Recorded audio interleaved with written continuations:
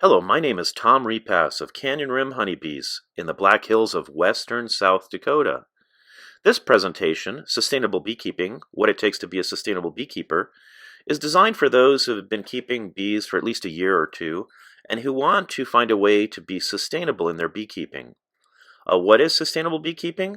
I'll get into that in a moment, but one thing that I've seen over the past years of keeping bees is that many of us have gotten into the habit of buying new bees every year, of putting in inputs maybe that are not needed or more than needed, and I wouldn't consider that to be very sustainable. And so many of us are trying to get back to the old days of keeping bees, where we didn't have to buy new bees every single year, and where the bees were healthy and we didn't have quite as high colony losses as is average now.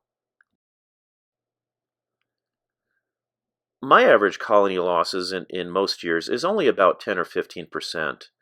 This is about back to where it was when I first started out in the 1980s, and anything less than 20% per year I'm happy with. The national average, however, has increased markedly. Average colony loss has often been as high as 40 or 50% per year and sometimes more. And to be sure, I've had my bad years also. I've had years where I lost 80% of my colonies until I figured out how to manage Varroa mites and do other things. Those years should be the exception rather than the rule. And so many beekeepers have come to accept the fact that they're going to lose half their bees every year, year after year. And that's really something that we shouldn't normalize. We should try to find ways to minimize how many bees we are losing year to year as a way to be more sustainable in our beekeeping. Now, this slide seems kind of depressing in that there are maybe half the total number of colonies than there were back in the 1940s. The reasons for this are complex, and it's not simply due to more hives dying or being lost. It's also because our agriculture has changed.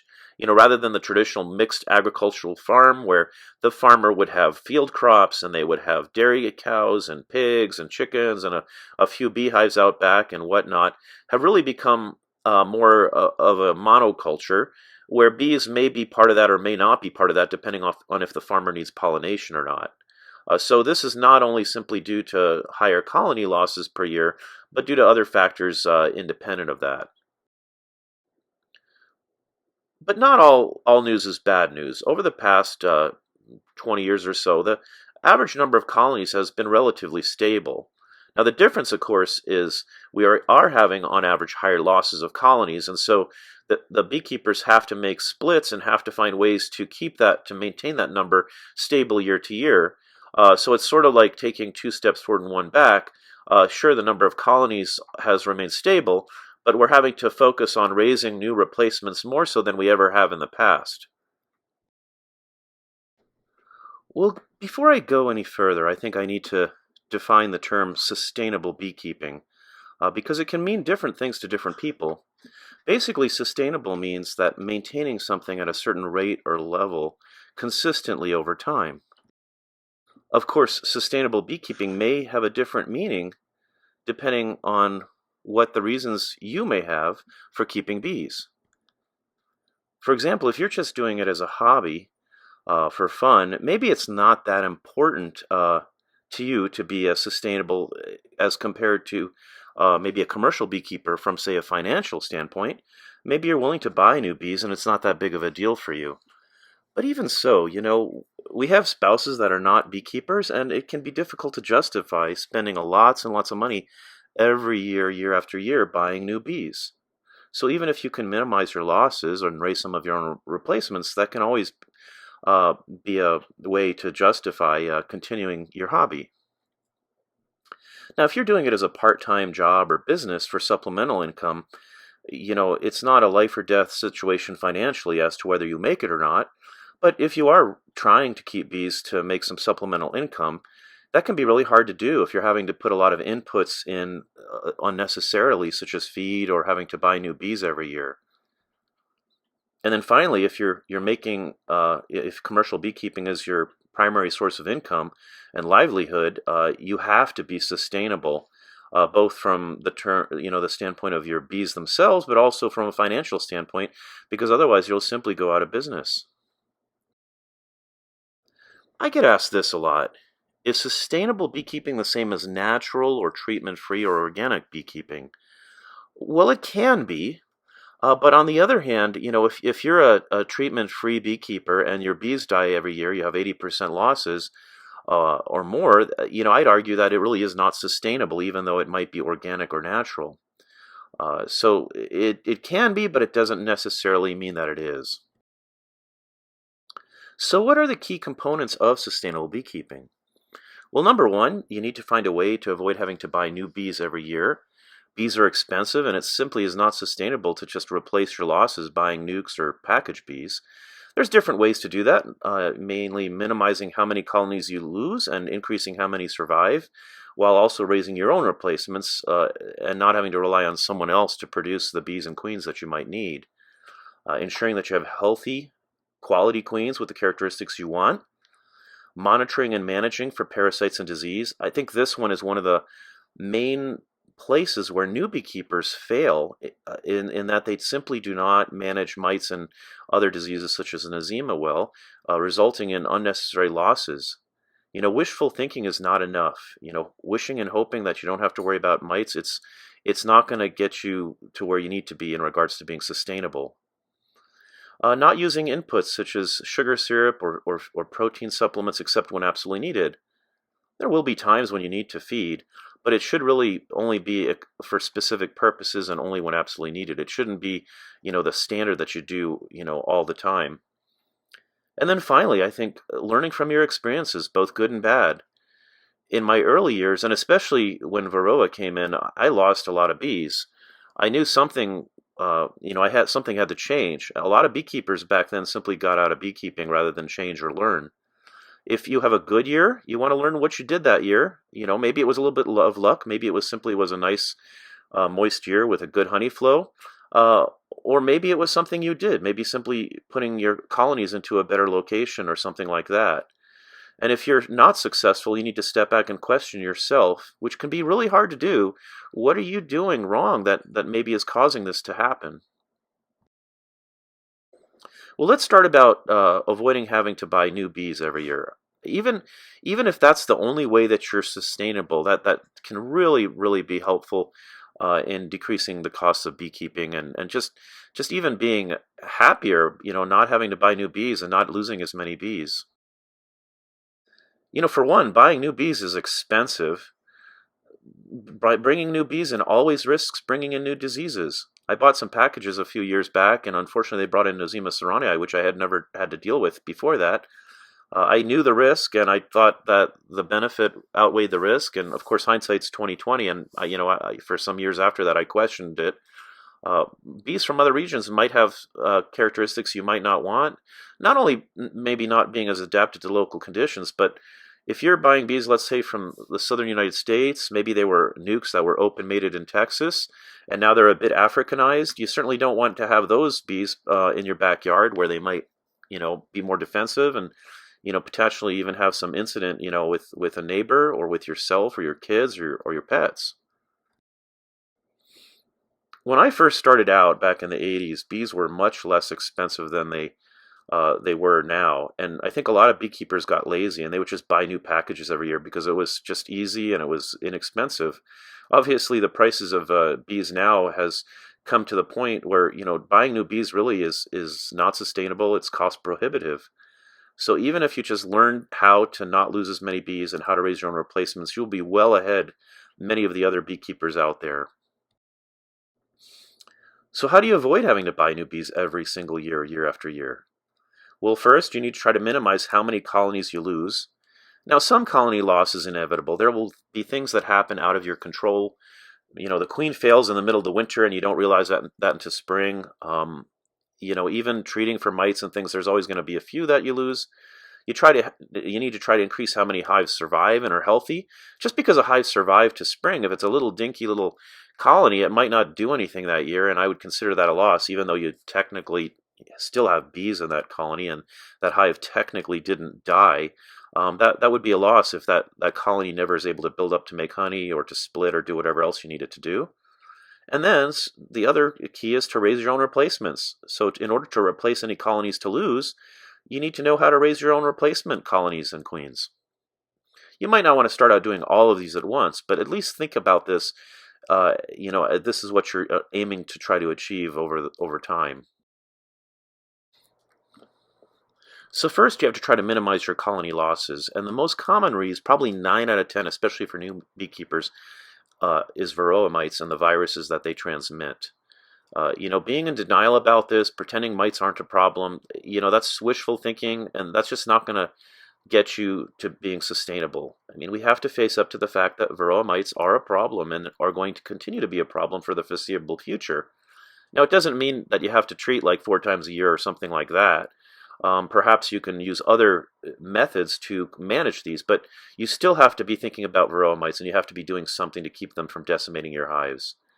There are other reasons for bees to die also, queen failure, other diseases, poor nutrition, even pesticides. I'm very fortunate where I live in western South Dakota to not have to worry about that, but some of you might be in a place where there's intensive agriculture, and you do have to be aware that pesticides could cause your hives to be weakened or die. So first you need to have a plan for monitoring and addressing mites and other diseases.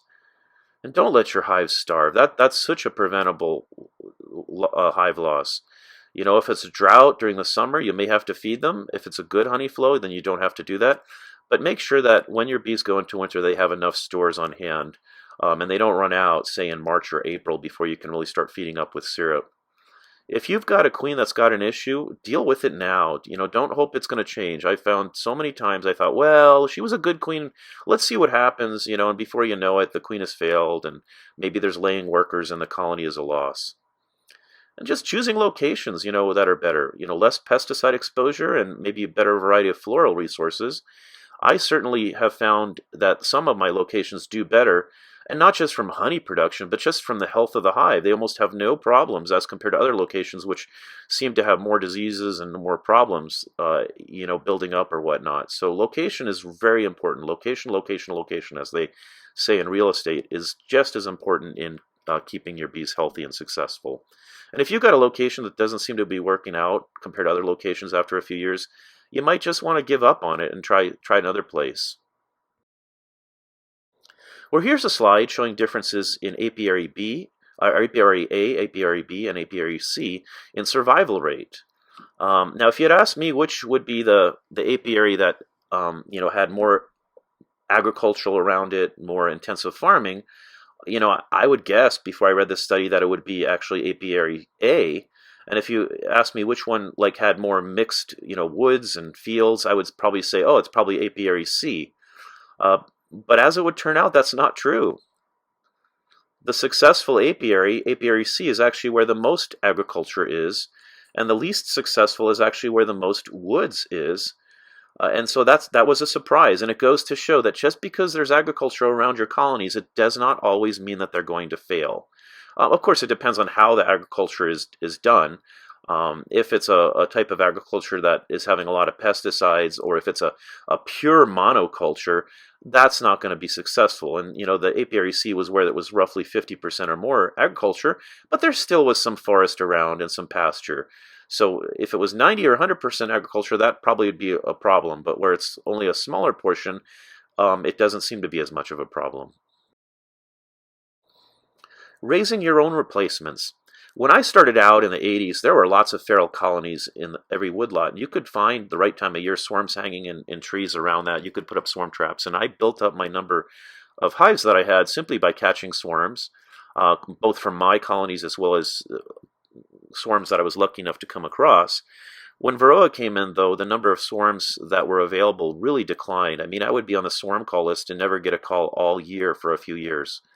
That's changed. Luckily, there's more feral colonies that seem to have come to a way of tolerating Varroa, and there's more beekeepers around, so you might be able to catch some swarms in some places. But again, there's just a little bit of luck involved. You can't really rely on them.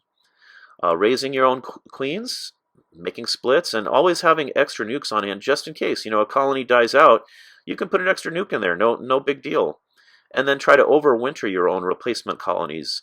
And this is especially important for those of us in the north, which unfortunately over the past years and decades have come to rely on buying new package bees and bringing them up every year, with many of them later on to fail. I love making splits. It's a very big part of my beekeeping. I use it to prevent swarming and also to make replacements of any losses, but it can also be an extra source of income.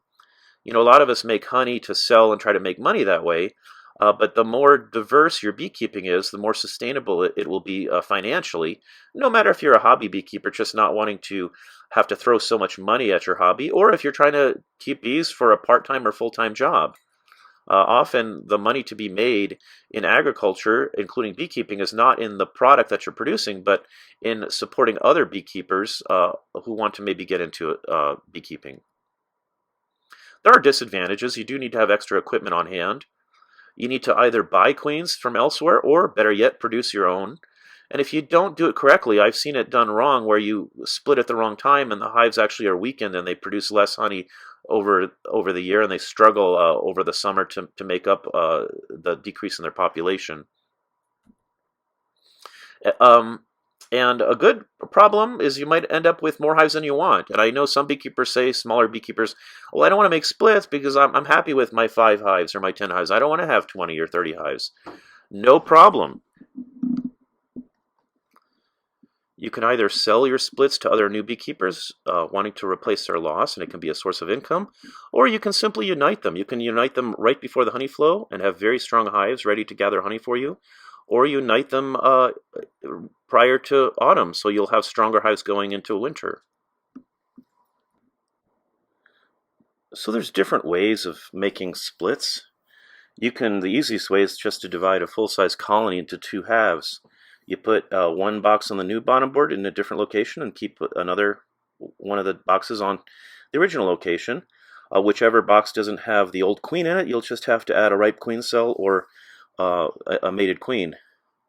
You can also make splits with smaller amounts of bees, and this definitely works best when there's lots of incoming resources.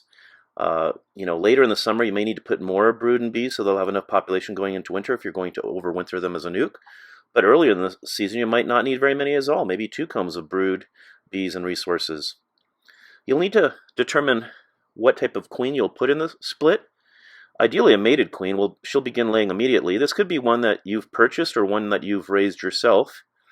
If you are producing your own queens, it might be easier just to put a ripe queen cell into these nukes, so they'll serve as a mating nuke, and then once the queen has emerged and is laying eggs, usually within a couple of weeks, you can either leave her in that colony, or you can sell her, or you can do what you will.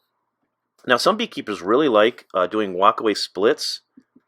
I have a little bit more of a lukewarm feeling about them, mainly because I've seen them done incorrectly so many times. I've seen new beekeepers just put some bees and comb into a walkaway split and literally walk away and forget about it for a month. But sometimes if you don't pay attention, if there's a lot of old bees within the bees that you put into that split, many of them will fly back to the original colony, especially if it's in the same location and not move to another location. And then you have too few bees, and if it's in the early spring, the brood will die, and there won't be enough to really raise a new queen. And the other problem, of course, is it takes at least a month or so before that queen that they raised as an emergency queen has been raised and emerges and mates. And so you really, there's a high chance of failure if that queen didn't get mated successfully, or if she was lost. You'll often have laying workers. Maybe not the end of the world for you. You can always unite those back to a queen-right colony. But myself, I tend to stay away from walkaway splits. I prefer to either use a mated queen or a ripe queen cell to put queens in my splits that I'm making. Now, Randy Oliver of Scientific Beekeeping has recommended this, and it's very helpful. Oxalic acid will not kill mites under the capped brood, which is why we often use it during the off-season, in the middle of the winter up north, when there's minimal capped brood. But if you're making a split with a ripe queen cell, there's going to be a window where the queen has been mated, she's laying eggs, there's larvae, but the brood is not yet capped. And those mites will be vulnerable to either oxalic acid dribble or the sublimation. and that's around day 19 to 21 after the nuke was made with a ripe queen cell. So this is a wonderful method for really dropping those mite numbers in a colony made with from a ripe queen cell. So the keys to success for making splits is make sure you provide enough bees and resources for that split to be successful. In the spring and early summer, there's incoming resources, and plus there's plenty of time for the bees to raise more bees and build up. Always come back a few days later to make sure there's enough bees present, or shake in more if needed. And this is especially true if you're going to be keeping that split in the same apiary where you made it. Especially during a dearth, small colonies are at risk of being robbed out. If there's a honey flow on, that's less likely. But if you have full-size colonies nearby and there's a drought or dearth, they can really suffer from the other bigger colonies trying to rob them out. So make sure you use entrance reducers and, if necessary, anti-robbing screens. Make sure they have enough stores and feed them if necessary. You know, they don't have a high population, and so they might not have enough foragers to bring in the pollen and nectar that they need. So feed them if needed. And then as the population increases, you can put them into full-size equipment. You can add a super, basically another 5-frame nuke over top of the one that you started. Or you can remove some of the extra bees and brood for making cell builders, for strengthening weaker hives, using them like brood factories, as Mike Palmer and others have done and recommended. It's always good to have extra nukes on hand. You have, as I mentioned, brood factories for strengthening weak hives, and it's also the best place to keep any extra queens you've raised. Basically, they're out on a comb laying eggs, and if you lose a queen and you need one right away, rather than having to order one in to be shipped in from a queen producer, you can just take that extra queen from that nuke and use her to replace the queen in your full-size colony. And then you can either unite them together in the fall into a full-size colony, or you can overwinter them as 4 or 5-frame nukes. Overwintering nukes has become a big part of my beekeeping. Back when I started in the 80s, it was unheard of to winter colonies that were so small. In fact, a lot of us thought it couldn't be done. We had this idea that for you to winter bees successfully in the north, it must be a full-size colony, 2 deep boxes, top deep box full of honey or ripened syrup, and the bottom box having several frames also. But as it would turn out, you can successfully winter them up north. Now, you will tend to lose more of them in the winter. There's not a lot of bees there, and if the temperatures are cold, they're more likely to be lost. But I look at them sort of like a gamble. Not all of them are going to survive, but even if some of them survive, you can use them for replacements for any of your full-strength colonies that have died. And like some say, well, why bother? If you're going to lose so many of them up north, why even bother? And I just look at it basically as playing a numbers game.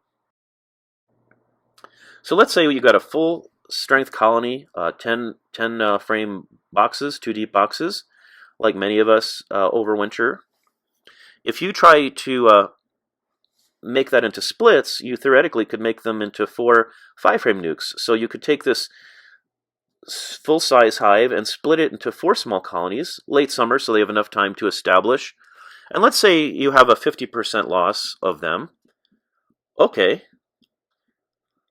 But you'll still have 2 surviving colonies, as compared to if you only winter them as 1 full-size hive, you've only have 1 colony, assuming that colony survived. But if you lost that 1 full-size colony, now you have nothing. So you can use those colonies that you've split into nukes to replace that colony that you've lost. Let's say you have a bad year and you lose 75%. 3 out of those 4 nukes you made from that full-size 20-frame colony, you're still coming out even. You still have 1 colony that was into 4 nukes, and you have a 75% loss. You still have 1 colony, and these nukes will often build up to a full-size colony in the time of the honey flow. Of course, if you have less losses than 75%, you can still build up, or you can even have extra colonies to sell in the spring. I really recommend learning how to overwinter nukes. It really completely changed my beekeeping and really improved my ability to be sustainable and not buy newbies every year. So the keys to success: make sure they're full of honey and syrup going into winter. Uh, at least 4 out of 5 frames full, and the fifth one, not completely full. The bees need a place to cluster. Make sure the population of bees is large enough to survive the winter. The nukes do not have a lot of bees, and so if the population begins decreasing through the winter, by the time the end of winter comes, there's just a little handful of bees, and they're just not enough to form a cluster to stay warm. Obviously, make sure mite counts are low. If there's any amount of mite damage to these bees, they're going to turn over too fast, and the bees just won't survive. Consider grouping the nukes together and using insulation. That can also help these little tiny colonies, again, especially up north where the winters can get very bitterly cold. In the spring, be ready to feed syrup. Its stores may start running low very quickly. And then also be ready to put them in larger hive in the spring, because they can build up very quickly and want to swarm out. So here's a photo of how I cluster some of the nukes together, and there's many ways to do it. And I wrap them in tar paper. I put some foam board insulation. The entrances, I actually have other entrances facing the opposite way, so that way you don't have a lot of drifting going on. And nukes are a very important component of sustainable beekeeping program to replace any losses, so you don't have to buy new bees, but also for mating queens, which you have produced yourself, for storing any extra queens that you don't need right away, but you can keep them on hand for when you might need them if you just have a queen suddenly disappear, or a hive deciding to requeen itself and fails. I also like to use them to test winter hardiness. If a small cluster of bees can survive as an overwintered nuke, that they are adapted to northern winters, and so they do very well when you put them into a full-size colony the following year, and they seem to have no problems wintering after that. As per Mike Palmer, you can use them for brood factories, extra bees and brood, for strengthening weak colonies, setting up more mating nukes, making up your cell builders, or making more nukes for overwintering. And then, of course, any extras you can sell, as locally produced and overwintered nukes. Many beekeepers will pay top dollar for such bees. The next component of a sustainable beekeeping program is making sure you have quality queens. I have a whole presentation about queen quality, and this is really touching on the more basic aspects of that. What is queen quality? Why is it important? What affects queen quality? And then also requeening, how often and when? Well, there's different ways to define quality, but in general, you want a queen that lays eggs at a high rate. That basically will impact the population of bees.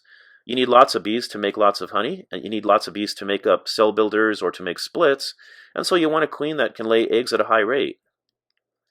You want want that queen to be fertile. If she's poorly mated, or if there's inbreeding, you'll have eggs that are laid that are non-viable, drone eggs, and so you don't want a queen, obviously, that's not producing fertilized eggs to make worker bees. You want the queen to have longevity. If you put a new queen hive in the spring and she fails by the end of the summer or fall, that's not doing anything good. You have to buy a new queen, or put a new queen in that you raised. Longevity is also a marker of queen health indirectly. If a queen is able to be productive, say, for 3 years, that's a good sign that she's healthy and was well mated and all the other factors. She's free of disease and parasites. Nosema ceranii can impact the health and the longevity of queens. And then she also is able to pass the desired traits to her offspring. They might be a very productive colony, and maybe they have mite tolerance, but if they're very defensive, they're not going to be very fun to work, and you're certainly not going to want to have a colony like that in your backyard if you're a hobby beekeeper. So this survey of beekeeping operations in the U.S., reported the main causes of colony loss over the year. The usual factors, starvation and varroa, but also poor queens. Whatever the beekeeper decided was a poor queen was at least a third of losses. The queen determines the success and productivity of the colony. If she can't lay eggs at a high rate, the colony will not achieve peak population, and they won't be as productive as they could have been. If she's got a poor brood pattern, she's more likely to fail, and the bees are more likely to decide they don't want her and will supersede her, which can result in a brood break and lower number of bees over time. Colonies with poor quality queens might be more likely to be afflicted by disease and to simply die from that. And if the queen herself or the drones she's mated with are not from desirable stock, her offspring may not want to have the traits that you are interested in, whatever those might be. There are several factors which can affect queen quality, some of which are under control of the beekeeper. How that queen was raised. Was that queen cell raised in a cell builder with plenty of nurse bees that produce lots of royal jelly to produce a large, healthy queen? Is the queen healthy? If it was a colony that was afflicted by nosema, some queens can actually be affected with that, and that can cause them to die or at least to be less healthy. How well inseminated the queen was by drones that she mated with. Now, the beekeeper can sometimes control that and sometimes not. If there are lots of drones flying because the beekeeper made colonies produce drones, that can help those queens that are out mating to be well inseminated. But if the weather was cold and rainy and the queen wasn't able to get out and mate, or she didn't mate very well, that's a factor. The weather maybe is a factor the beekeeper cannot control. How diverse was the population of drones that she mated with?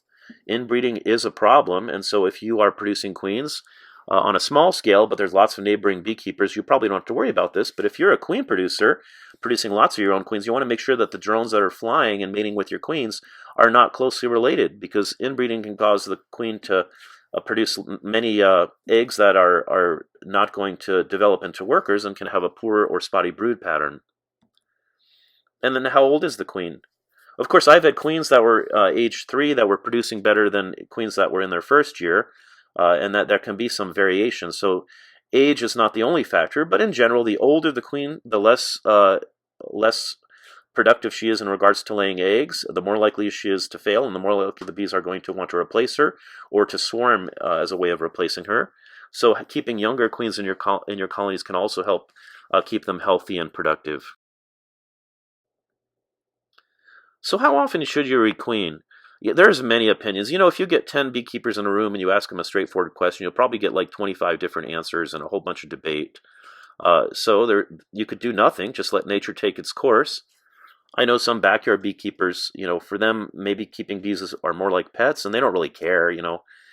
That can work. Of course, it might result in your hive swarming. If you're out in the country, it probably doesn't matter. But if you're in the suburbs or city, a swarm flying through your neighbor's backyard or clustering on a tree or bush is not going to win you any friends. People are not really happy to see that.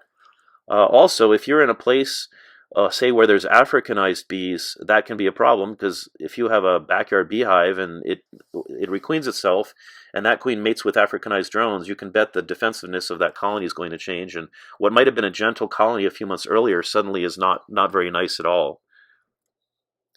You can requeen every single year, and I know a lot of commercial beekeepers do that, but they are pushing their colonies harder. There really is not much of a brood break over the winter. They're taking them to pollinate almonds. Some of them even requeen twice a year, and that can get expensive. But if you are raising your own queens, it's easy to raise queen cells, so perhaps that's not such a big deal. Then you can requeen every other year. This works well for those of us who don't take our bees south or out west to California to pollinate. The queens are not pushed as hard. They're not laying eggs 12 months of a year. They do get a several-month brood break. So some of those queens can frequently last every other year. And myself, I tend to keep queens around longer if they seem to be a potential for breeding. But the ones that I'm using simply in my production colonies, I tend to requeen every other year. You can requeen, but only when needed. If you only have a few colonies, that works, but you might come to a point where you need a queen right away and there might not be one available. So the advantages of letting nature take its course, well, you don't have to worry about anything. You don't have to spend money purchasing new queens or looking for the queen, pinching her, and introducing the queen. But again, the disadvantages, you have no control over the bees in your hives, and so you might get characteristics that you don't want. And if the bees try to requeen themselves and they fail, well, you've just lost a hive, which is very expensive. Again, requeening frequently every year, young queens are more productive. Colonies with young queens are less likely to swarm, and hives with young queens may be less likely to die over the winter. The disadvantage, though, if you just requeen every year, you may remove some good queens that possibly could have had another year or two of production, and you might replace them with a new queen that might not even be better than them. It could possibly be worse. That's happened to me. Back in the days before I was producing my own queens, I remember pinching a queen to replace, and the new queen was a drone layer. And then I contacted the queen producer, who incidentally is no longer in business, and they said, "Well, that's your bad luck. They didn't even offer to replace that queen that was a drone layer." So I just took a reasonably good queen and replaced her with a drone layer, and that obviously made me unhappy, and that led to me eventually becoming my own queen producer. Uh, of course, you have to spend time trying to find those queens, and you have to replace them. And if most of the time the bees will accept a new queen, but not 100% of the time. So then you're going to have to decide: are you going to get another queen or what? And then there might not be enough time to assess which queens should be kept if you're breeding your own queens. Requeening every other year, it's less expensive than requeening every year. And if you are intending on breeding queens, you do need at least 2 years or longer to truly assess your queens. But potentially there may be less honey production from a hive that has a 2-year-old versus 1-year-old queen, and they may be more likely to swarm with a 2-year-old versus 1-year-old queen. Requeening, but only when it's needed. Well, it's definitely less expensive than buying new queens every year. And many good queens, in backyard or sideline operations have more than one season of production in them. Maybe you're not keeping bees to make as much honey as possible. Maybe you just want to have hives that are healthy and that don't die and have a little bit of honey. The disadvantage, though, is waiting until the queen fails. Is she might fail when it's not a good time, like in the middle of the winter or at a time when you just can't buy any queens. So unless you have your own backup extra queen, say in a nuke somewhere that you can put into that colony, you may struggle to find a queen right away, and by the time you get a new queen shipped in, you might have laying workers. But for someone who has a small number of colonies, this definitely can work too. Just requeen, but only when needed. Well, what time of year should you requeen? Traditionally, most of us requeened in the spring, myself included. That's what the bee book said. We would order the new queens to be shipped in the spring, and then we'd requeen. There's not as many bees in a smaller colony in spring, so it is easier to find the old queen in such a colony. And then you have the entire summer to see how she's doing, and if she's not doing so well, you could always requeen with another queen later on. Queens are more available in the spring and early summer. But the disadvantage is, unless you overwintered queens in a nuke, you're going to have to order them in from elsewhere, and that even includes those of us that are queen breeders. We can't start raising queens until the weather is warm, until we have drones. And if you have bad, cold, rainy spring weather, including wherever they were produced by the commercial queen producer, you might get a poorly mated queen. Many of the commercial producers have stories about years that the first batches of queens were poorly mated, and it was their customers were unhappy. And of course, the best queen breeders will try to make it good. Whether they're replacing the queens that didn't work out or were drone layers, or maybe like giving somebody a credit, for future years. But recently, more of us are requeening later in the year, in the summer, late summer. Advantages: you're more likely to find a local or northern raised queen for sale. The weather tends to be better for mating, so you're more likely to get a well-mated queen as compared to earlier in the spring when the weather is more questionable. And you can use these summer queens to make nukes for overwintering. However, when you start getting later in the year, there maybe are not quite as many queens available. The hives are much bigger, so it might be a lot harder to find the old queen, among all of those bees. And if that queen fails, let's say at the end of the summer, you don't have a lot of time to introduce a new one. So that might be a disadvantage too, again, especially if you're up north where the season is short. So what do I do? Well, in general, my production colonies, the ones that I'm not planning on using as breeding stock, I tend to replace every other year. I don't ship my queens south. They don't go to California for the almonds, and so there is a nice several-month brood break or minimal brood production. So my queens get a rest every winter. But if I have a queen that has issues, she's not looking good, the colony is defensive or unproductive, I requeen her as the first opportunity I have. If it's in the summer and I'm in the queen breeding season, it's not a big deal. I just put in a ripe queen cell and pinch the old queen, and we're good to go, and usually have new eggs being laid within a couple of weeks. But I also breed queens, and I have a whole separate series of presentations about how I go about doing this. But if I'm thinking about keeping those queens as potential breeding stock, I'll keep them longer because I need enough time to assess them. Just because a young queen did well her first year doesn't mean that she's going to have longevity, or she may fail, in her first winter. So that that's not any good. So I try to have all of our breeder queens overwintered at least 2 winters, as well as having all the other selection criteria, productivity, uh, gentleness, low mite counts, expression of VSH trait, and so on. And again, I have a whole series of videos about how I go through selecting my breeding stock. So then what should you do? I know what I do, but that might not be what works best for you. And it really depends on, why are you keeping bees? If it's just a hobby, maybe you could just wait until there's a problem and requeen then. If you're a commercial beekeeper, you don't really have time to go into every single colony to decide, this is a good queen, I'll keep her. This is a bad queen, I'll replace her. You might just do it based on a schedule and replace all the queens in an apiary at the same time, just because it makes it more efficient for you. And yeah, sure, some good queens uh, may be lost over that before their time, but on average, in general, younger queens are more productive. And so, looking over time to be a successful operation, requeening every year or however schedule you decide might work better for you. Well, the other component of sustainable beekeeping, obviously, is you need to keep your bees healthy. It's a huge problem, especially for new beekeepers. They just sort of cross their fingers or hope that, they won't have any problems with this. And they might get away with it. The first year their nucs were treated by the beekeeper who sold them to them. And so they don't seem to have a problem the first year. But then the second, and they say, oh, yeah, treatment free is working great. But then the second year and beyond, they're losing lots and lots of bees. And they don't know why. And it's a little bit of denial, and this is something that unless you have a plan and you deal with these mites, you're going to lose more bees than you should. And this is a slide from Dr. Megan Milbraith, the classic relationship of a new beekeeper to a Varroa. They're in denial the first year and lose a lot of their bees, and the second year and the third year. And then eventually they just give up, or they begin to take Varroa seriously and realize, you have to do something about it. It does not always have to involve synthetic mite treatments.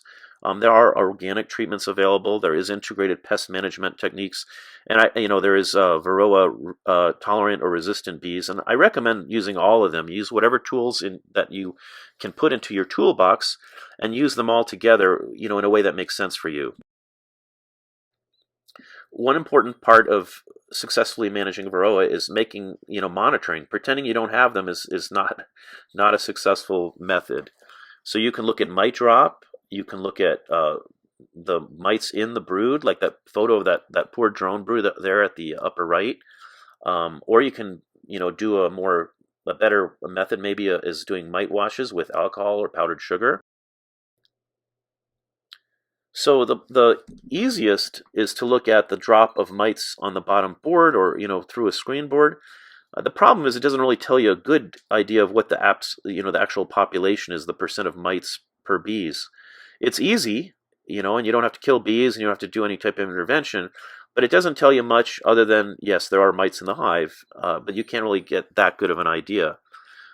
Mite wash is much more accurate estimation of the mite population, but it does involve killing a few bees, and it does take a little bit of time, not that much time once you learn how to do it. And so these have their benefits, but if you truly want to know the population of mites in a hive, then you need to do a mite wash. But looking at the bottom board or screen board or a drone comb that you might see near the top bars or scraping off can give you maybe not as precise an estimation, but just knowing that mites are there. Here's a photo of some of the treatment options available. How you manage your bees, other treatments going, from maybe milder mite treatments to ones that are a little bit more toxic to either the bees or to the beekeeper. But there are also integrated pest management methods. The most effective are drone brood removal after the drone brood has been capped, taking it out, freezing it, and then putting it back in the hive. It is labor intensive, so if you have a lot of colonies, you probably aren't going to want to do that, but you can do that as a backyard beekeeper. Myself as a queen bee breeder, I may not want drones to be flying from certain colonies, and I may want to remove it anyway, while on the other hand, allowing other colonies to raise lots of broods, drone brood to mate with my virgin queens. So for me, that might work, but that's because I'm also controlling the type of drones my colonies are producing for other reasons, but it does help keep the mites under control. Brood breaks can work as well, but again are labor intensive if you're a larger beekeeper, and they can have their own set of problems, decreasing the population at maybe a time you don't want that to happen. And then requeening with mite-tolerant stock can also be very helpful. Other suggested integrated pest management techniques really have been shown to not work out. A screen bottom board with the idea of the mites falling down and dying, that doesn't really seem to control mite numbers at all. Maybe, they've tried dusting the entire colony with powdered sugar, and that really doesn't seem to make a difference. So some of these other methods maybe aren't as effective as we like to or used to think they are. Varroa-specific hygiene versus non-Varroa-specific hygiene stock definitely can have a big difference in the mite counts. You might still need to treat them, but maybe you only need to get away with treating once a year instead of twice a year or 3 times a year. Or you might be able to get away with every other year. They're not 100% resistant, unfortunately, as much as we would like to have bees that completely will be resistant to Varroa. It has been a long-term breeding goal of most of us who are queen bee breeders. Hopefully at some point in the future we will have a higher number of Varroa specific hygiene bees around, so that we don't have to use things like instrumental insemination of queens or selective breeding to try to maintain this trait. This was a kind of interesting study looking at conventional versus organic management of bees. And there are limitations to this study. A lot have criticized it because it wasn't how they would have done an organic management or whatnot.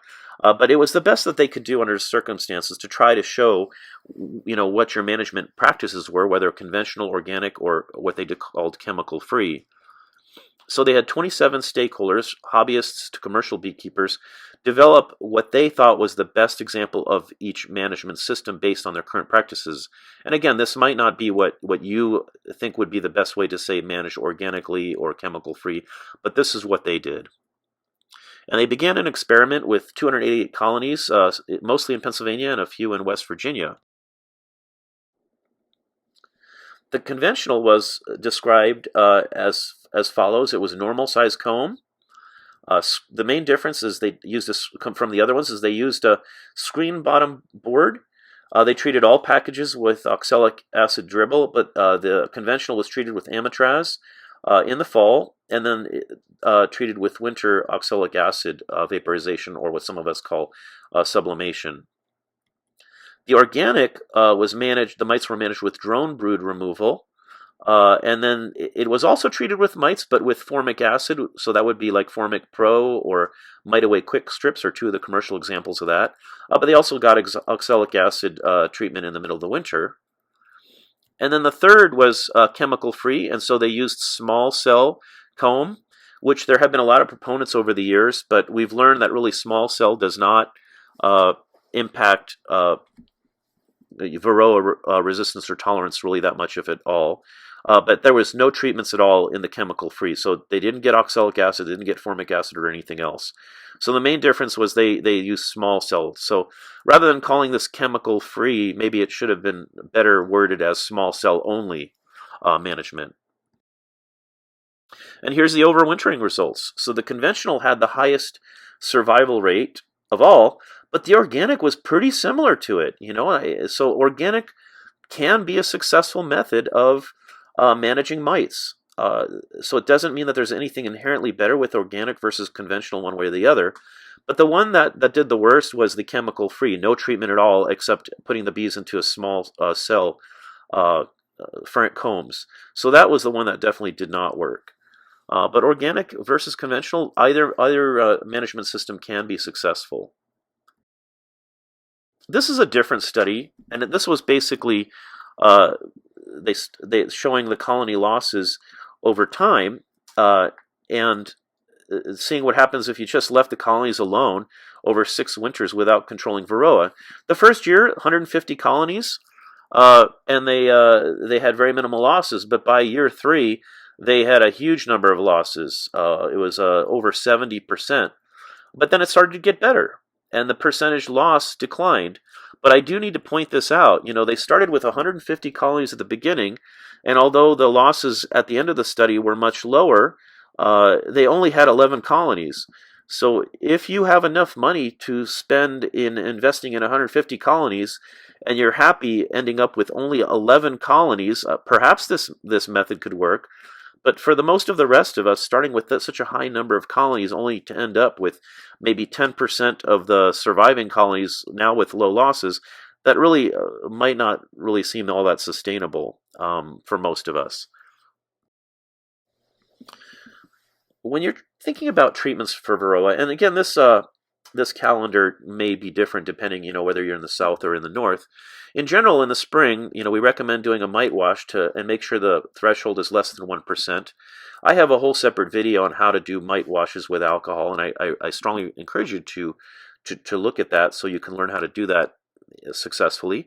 And then, decide to treat or not. If the threshold is less than 1%, you might not want to treat or need to treat in the spring. But if you did treat, then resample before the honey flow to see did the treatment work. After the honey flow, in the summer, you might resample with goal of keeping your mite count below 3%. It's very important to treat in the late summer, early fall, as soon as you realize you need to. You need to have a healthy population of winter bees in order to survive through the winter. One of the biggest mistakes that I see new beekeepers doing is they do treat, but they end up treating too late, September or October. In the north, you need to remember winter bees begin getting raised around mid-August or so. And if you wait until September or October, you may successfully kill mites off, but the damage has been done, and that otherwise healthy-looking colony, you suddenly find them dead in November, December, January, wondering what happened. And likely what happened is your winter bees were weakened by the mites and the viruses that they spread, and that colony had collapsed from the mites, and you had no idea why. And then in the winter, I usually do this around the time that I'm wrapping bees, getting them ready for winter, you might do a single oxalic acid treatment of the cluster that has minimal to no brood. And here's a slide again showing when winter bees are being produced, and it's right in the mid-August, which is pretty amazing. If you had asked me before I saw this, I would have thought, oh, they're probably starting to get raised, say, in September or so. I've seen this myself. I had some colonies that were light-colored Italian-type bees, and I requeened them in mid-August, and there were still some of those Italian-looking bees present, even the following spring, February, March, April. Those bees lasted a long time. I wouldn't have known that, of course, had I requeened with a similar type of bee, but when I requeened them with a darker Carniolan Caucasian type bee, there were still some of those light-colored bees left from that queen that had been requeened in mid-August, which I find just to be completely amazing. But it also tells us we need to do everything we can to try to keep those winter bees healthy, and that includes keeping the mite counts low going into winter. And again, here's another slide, showing roughly when most of the bees are being produced that will survive the winter, and that's end of August through early September up north. Here's a slide showing how long some of those bees can survive, and some of them in this study survived even to the end of May, which is just amazing. I mean, this is 6 or 8 months later. Summer bees obviously have a very short lifespan due to basically working themselves to death. Winter bees have a completely different physiology and metabolism, which allows them to survive much longer. This slide shows the survivability of colonies depending on when they were treated, and the colonies that were treated in July, showing how many mites were present. And if you treated in July, the mite counts were actually pretty low. But if you waited until October, those mite counts would get very, very high. And obviously, if you didn't treat at all, they would become extremely high by November, December. This slide from Randy Oliver, suggesting rotation of treatments. We really want to make sure we try to avoid these treatments where the mites become resistant to it. And there's a place for all of them. If you are doing only organic treatments, then maybe perhaps the amitraz might not be part of that. But even within the organic range of treatments, there's formic acid, oxalic acid, or the thymol-based treatments. And try to rotate them different times of the year or do different treatments year to year. There are so many different options out there for treating mites, but some of the things I see on the internet or in YouTube videos are just completely wrong. Like this one, I saw this, and at first I thought it was a gag or a joke. The idea is the bees go and scrape themselves off on these little I thought, are the bees going to do push-ups, or are they going to do workout or whatnot? And the idea is supposedly the bees would naturally rub themselves on this little device. That's not really one of the behaviors that bees use, is rubbing themselves on physical aspects of the hive itself. Certainly they will groom each other, but yeah, this is like a little device that you might, there's not really any evidence that it actually works. Other treatments that have been recommended over the years but really don't seem to work. Mineral oil. I've seen some trying to use ethanol with oxalic acid and then vaporizing it. I mean, vaporized alcohol can explode. Not a good idea. We use powdered sugar to monitor and sample for mites, but some have tried to treat colonies with that, and it really doesn't have much, if any, effect upon the mite populations. Screened wire bottom boards, many of us used to use those back in the day, but it turns out they really don't have any effect upon mite populations. Other types of smoke or burning materials might actually be harmful to the bees, not to mention to the beekeeper. There's been a few that have been recommending thermal treatments, such as heating combs, or using a device that raises the temperature of the entire colony. There is evidence that it will reduce mite counts, but there may be brood or even loss or even queen damage. Plus, having to do this to a high number of colonies, probably is not going to be very cost-effective or efficient. Small cell was very popular up until a decade ago, but it's really turned out that small cells, just small cell size, are trying to regress, quote unquote, regress your honeybees down to a smaller cell size. It really doesn't have any effect on the mite levels. And then using these mite traps or specialized frames or mite zapper, they just haven't been shown as of yet to be effective over a long period of time to control mites. Now, mites aren't the only issue that we have to deal with. There's viruses. Some of these are spread by mites and some aren't. Nosema ceranii and some of these others. Obviously, you get American foul brood into your hives. That can be devastating, resulting in you needing to not only kill the bees, but to destroy the equipment, unless you have, access to irradiation of your equipment, which is really not available in most places. But the number one thing that I recommend new beekeepers learn about in order to keep their bees healthy, alive, and minimize losses is the Varroa mite. Okay, so let's go to using inputs. Sometimes it is necessary to treat our bees to keep them healthy so they don't starve, allow them to build up population in time for the honey flow or pollination. But if you feed or treat when not needed, it can cost you money, can have little benefit, and sometimes even be harmful. I know some beekeepers, they feed no matter what in the spring or no matter what in the fall, and if the bees don't need it, it might not work, but it might actually cause problems that you wouldn't have had you not fed them or treated them except when they needed it. So just a little brief overview on honeybee nutrition. Bees need pollen, which comes from flowering plants, of course. It's a protein source. It's a source of royal jelly for the nurse bees use to feed the brood and also the queen, and also vitellogenin, which is a method or a compound that bees use to store energy over time. The pollen can be stored as bee bread. It undergoes lactobacillus fermentations, and it can be stored over time, so that can be used in the off season in the late winter to raise more brood when the population is starting to build up. And then, of course, there is honey, which is made from nectar, and it's a carbohydrate source, a source of energy, but also it allows the bees to secrete wax, especially when the nectar is coming in. And if there is not incoming pollen or nectar or not enough, that's when you might need to take an intervention to feed your bees. So first, make sure you don't get greedy and take more honey than they need during the honey flow.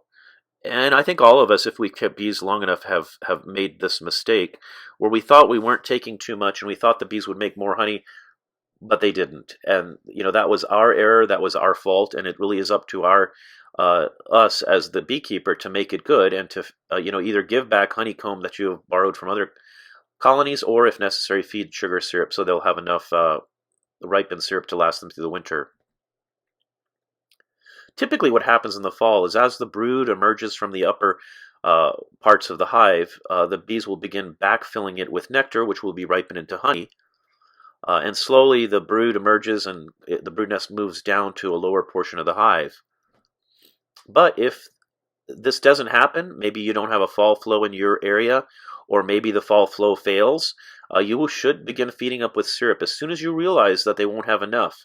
And I cannot recommend this strongly. Waiting until October in the north and say, "Oh, I better feed them syrup."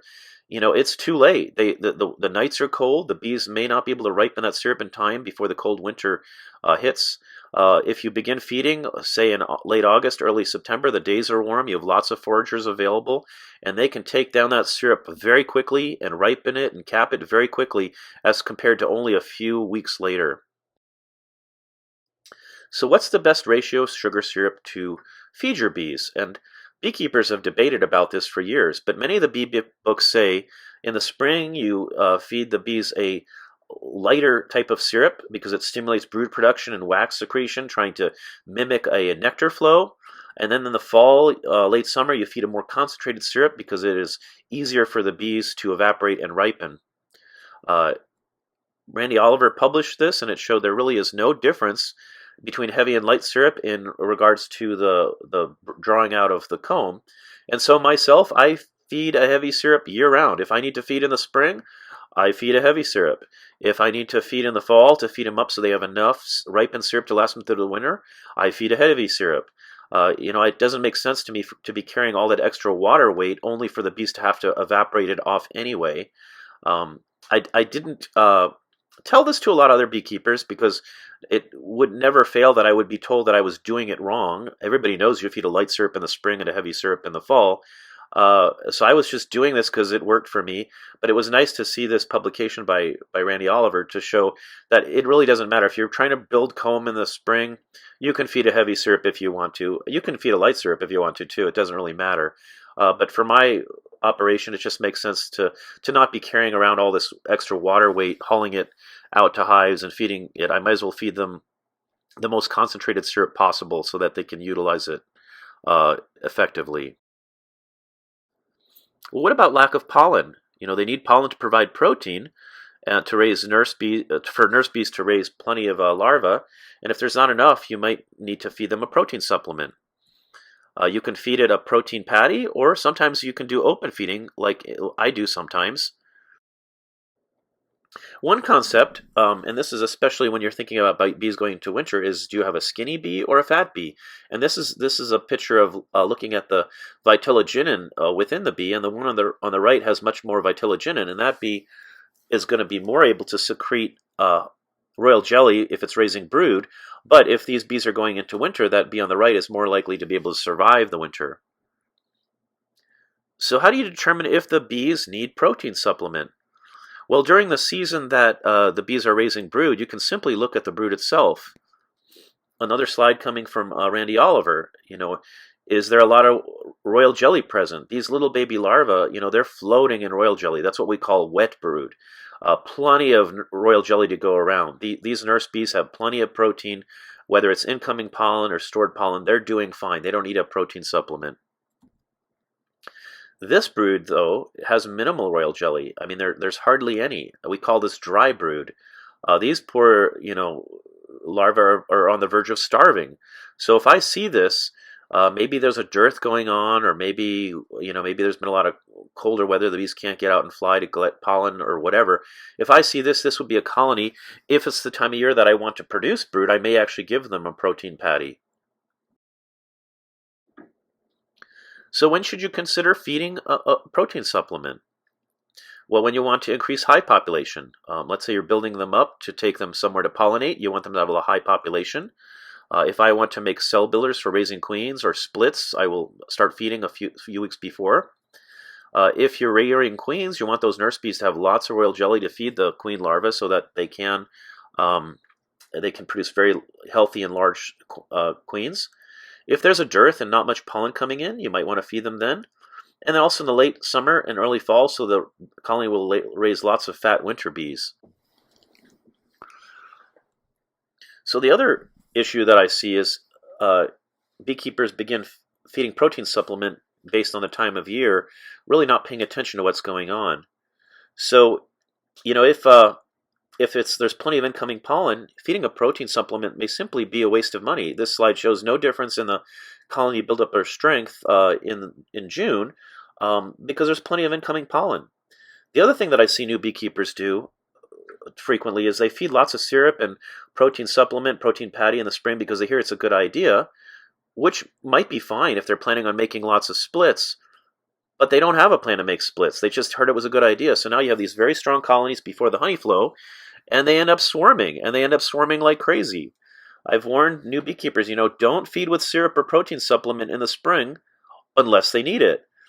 Or unless you have a plan to make splits, because you may build up the population at the wrong time, and there might be a mismatch between that and the honey flow. And even if they don't swarm, by the time the honey flow arrives a few weeks later, maybe those bees are older, and you might miss out on the honey flow just for that reason also. So feed when they need it, but don't feed when they don't need it. And then finally, the other component of sustainable beekeeping is learning from your experience. If you don't learn from your mistakes, you're doomed to repeat them, possibly over and over many years. I've seen some beekeepers, 5, even 10 years in, and they continue to fail, and they keep doing the same thing because maybe they heard it was the right way to do things. Maybe that's, what their dad taught them. Maybe they read that in the book, and they're just kind of blindly going through the same motions without really questioning, could there be a different way of doing things or a better way? The other is if you do have a successful year, you need to learn from that too, so you can replicate it and have that happen more often down the road. So information that you may want to keep track of, and this depends on what you're trying to do. If you're just a backyard beekeeper, maybe you don't need to keep track of all of this. Certainly, things like treatments, for example, feeding. A colony could be very productive, but if you had to feed it like crazy in order to keep it alive, that might not be as good as a colony that's frugal, where you didn't have to feed it, and it still had a strong colony, and it still made lots of honey. When you're breeding queens like I am, one thing you have to be aware of is if you're aggressively selecting for one thing, you might have unintended consequences. Some of the hygienic strains of bees had this issue. Yeah, sure, they were very hygienic, but they also ended up being not as productive, or they were very defensive, so those are unwanted. You really have to look at the big picture. And in my queen rearing series of presentations, I go over selection index and how to select for multiple traits when you're trying to determine which colonies to breed from and which not to breed from. So this presentation really isn't designed for that, so I'm touching on this only briefly. In order to learn from your successes and your mistakes, you do need to keep records.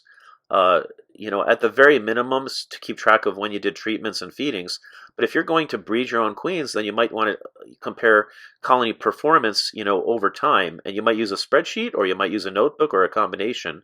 And you want to gather data at the same time and the same method for each colony in each yard. Apples and apples, not apples and oranges. So then, when something unexpected happens, whether it's positive or good, it's always good to try to figure out why. And I have to admit, there's some times when something happened and I had no idea why, and I was scratching my head and trying to figure it out. And it might not have been until several years later when I finally had that aha moment and I finally figured it out. But the only way to really do that is to have records that you can go back and compare.